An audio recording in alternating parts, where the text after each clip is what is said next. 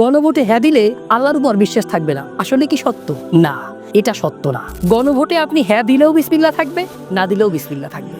গণভোটে আপনি হ্যাঁ দিলেও আল্লাহর উপর বিশ্বাস থাকবে, না দিলেও বিশ্বাস থাকবে। কিন্তু গণভোটে যদি আপনি না দেন, তাহলে গত 54 বছরের রাষ্ট্রে আপনি যা যা দেখেছেন, এই যে জুলাই বিপ্লবে গণহত্যা দেখেছেন, গত 17 বছরে অসংখ্য অগণিত মানুষকে গুম খুন হতে দেখেছেন, রাষ্ট্রের হাজার কোটি টাকা লোপাট হতে দেখেছেন, আপনি এই যে পিএসসি সরকারি চাকরিতে প্রশ্ন ফাঁস, স্বজন প্রীতি দেখেছেন, এগুলো সবই থাকবে যদি আপনি না এর পক্ষে ভোট দেন। অর্থাৎ না দিলে গত 54 বছরে যত খারাপ কিছু ছিল সবই থাকবে। কিন্তু যদি আপনি গণভোটে হ্যাঁ এর পক্ষে ভোট দেন, হ্যাঁ এর পক্ষে প্রচার করেন এবং হ্যাঁ জয়যুক্ত হয়, তাহলে কি হবে একটু সংক্ষেপে 2 থেকে 3টা পয়েন্ট আপনাদেরকে বলি। নাম্বার 1 হচ্ছে তত্ত্বাবধায়ক সরকার ফিরে আসবে। গত 16 বছর যত জুলুম হয়েছে, যত নির্যাতন নিপীড়ন হয়েছে, এর পেছনে দায়ী ছিল হাসিনার ফ্যাসিস্ট হয়ে ওঠা। যদি আপনি তত্ত্বাবধায়ক সরকারের অধীনে নির্বাচনটা করতে পারতেন 2014 সালে, তাহলে আপনার সিলেকশনের মাধ্যমে যে ইলেক্টেড পার্লামেন্ট মেম্বার নির্বাচিত হয়েছিল, 153 জন মেম্বার অফ পার্লামেন্ট বিনা ভোটে,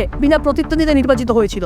যদি আপনি এই হ্যাঁ এর পক্ষে ভোটের মাধ্যমে যদি সেই বিনা ভোটার না চান এবং একটা ফ্রি অ্যান্ড ফেয়ার ইলেকশনের মধ্য দিয়ে আপনার ভোট আপনি দিবেন, যাকে খুশি তাকে দিবেন, সেই ব্যক্তিই সরকারে আসবে, এই রকমের একটা তত্ত্বাবধায়ক সরকার আপনি চান, তাহলে আপনাকে গণভোটে হ্যাঁ এর পক্ষে ভোট দিতে হবে। আপনি নির্বাচন কমিশন এবং সরকারি কমিশন পিএসসি, এগুলো সরকারি দল এবং বিরোধী দল উভয়ে মিলে গঠন করবে। দেখুন, আপনি যদি গণভোটে হ্যাঁ এর পক্ষে ভোট দেন, তাহলে এই নির্বাচন কমিশনটা আর কখনোই আওয়ামী লীগের গঠন করছিল রকিবউদ্দিন কমিশন, নুরুল হুদা কমিশন, এরকমের কমিশন, রুল হুদা, রকিবউদ্দিন বাঁকা কমিশন এই সরকার আর গঠন করতে পারবে না। হাবিবুল আউয়াল টাইপের কমিশন গঠন করতে পারবে না, যারা ডামি নির্বাচন করবে, আমি তুমি নির্বাচন করবে, মিড নাইট ইলেকশন করবে এবং বিনা ভোটের ইলেকশন করবে। যদি গণভোটে হ্যাঁ জয়যুক্ত হয়, তাহলে সরকারি দল এবং বিরোধী দল উভয় দল মিলে এরপরে সেই নির্বাচন কমিশন গঠন করবে।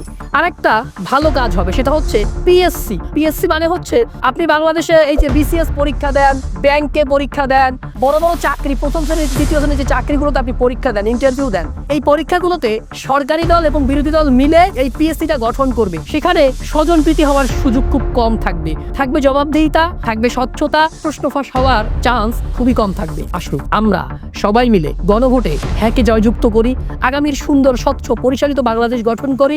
গণতন্ত্রের স্বার্থে, মানবাধিকারের স্বার্থে, দুর্নীতিমুক্ত বাংলাদেশ গঠন করার স্বার্থে আমাদেরকে এই গণভোটে হ্যাঁকে জয়যুক্ত করতে হবে। আমাদেরকে সাম্য, মানবিক মর্যাদা, সামাজিক সুবিচার প্রতিষ্ঠার জন্য গণভোটে হ্যাঁকে জয়যুক্ত করতে হবে।